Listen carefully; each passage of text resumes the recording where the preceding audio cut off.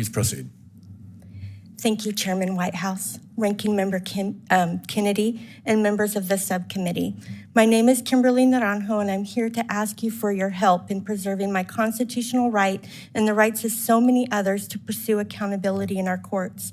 I have been diagnosed with mesothelioma, which is a terminal cancer that's caused by one thing and one thing only: exposure to asbestos. I was given 12 to 16 months of life, which puts my expiration date at March 2023, 1 month before my 50th birthday. I'm a single mother with 2 of my 7 children still under the age of 18. Angelica, who is 14 and lives with a diagnosis of autism, and my son Jace, who's only 9. I would like to share my story with you. I was born into dysfunction. My biological mother was deep in her disease of addiction, and I experienced horrific abuse.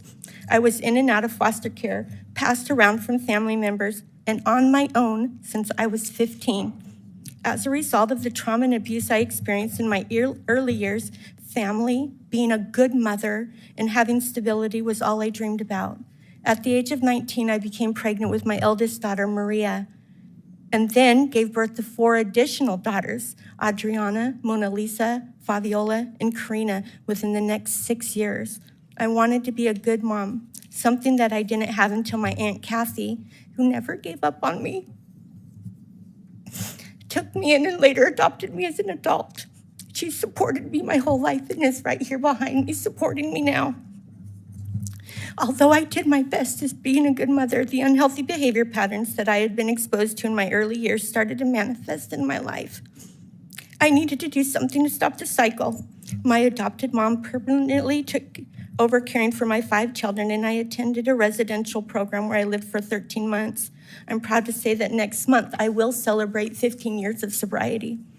After completing treatment, I gained enough skills to become a productive member of society. I decided that I wanted to get an education and dedicate the rest of my life helping others overcome their hardships. I graduated with highest honors with my associate's degree in alcohol and drug counseling, and I started working as an addiction counselor. I've dedicated the last 7 years of my life helping and advocating for others. I didn't want to stop there. I continued my education at BYU, Idaho, working towards a bachelor's degree in marriage and family studies. My goal was to get my master's degree in social work. I've worked very hard to break the cycle for my children, who I'm blessed to have a wonderful relationship with today. Since my disease of addiction has been in remission, I have been an active and supporting participant in all their lives. Throughout my life, I've never lived in one residence longer than 2 years, and I wanted that to change. So last year, I purchased my first home, my forever home.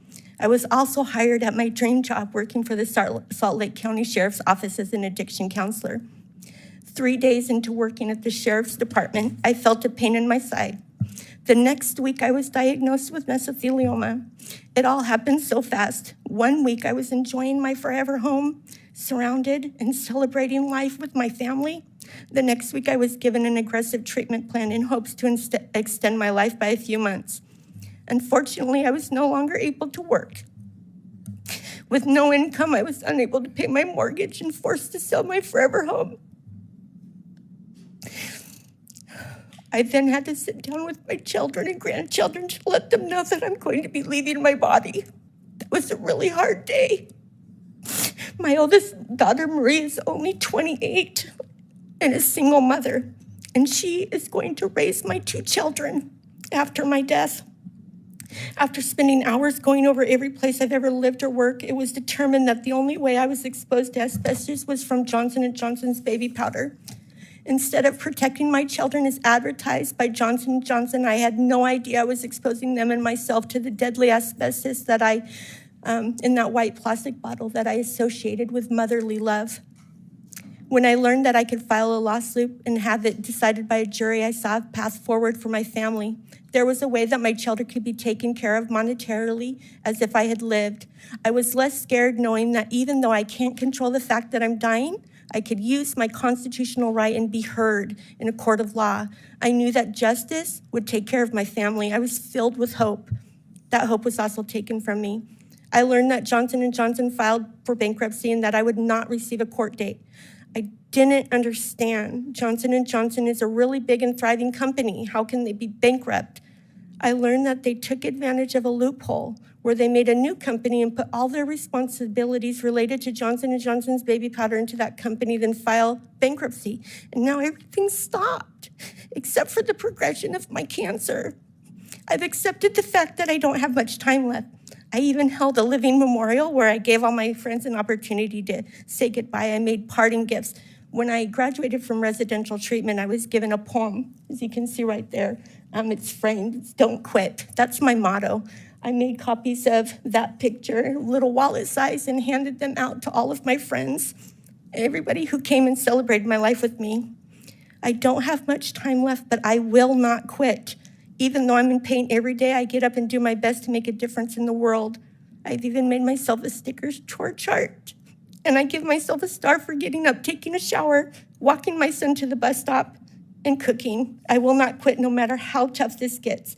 It took every ounce of strength for me to be here before you today, but I am here because I am a voice for the thousands of people that Johnson & Johnson have harmed, and we have a right to be heard. I'm so grateful that you've listened to me. I wish that Johnson & Johnson would listen too, but they took that right away from me and thousands of other people who have their own stories, families, and lives that also deserve a right to be heard by a jury. Thank you again for your time and attention. I am truly grateful. Yes, time is something that I think folks take for granted. We sometimes feel, we have time, we can get to that, this will happen.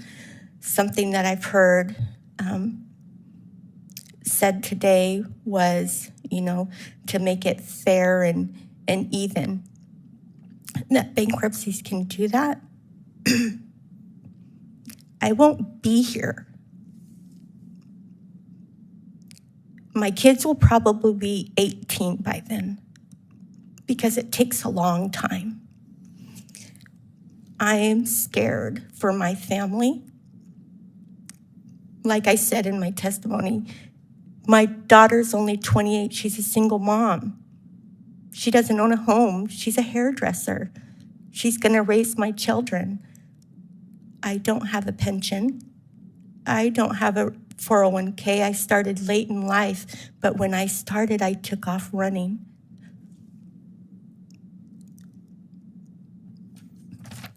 I would like more time. I don't have time. 38,000 other people need more time. But we don't know how much time we have in life. It needs to be heard. It needs to be heard now, not later. Now I'm scared. I don't know what's going to happen. I am so excited to be here today. Would you do me one favor? Would you tell your daughter, Mona Lisa, that my chief of staff is also named Mona Lisa? I heard that. Such a rare name.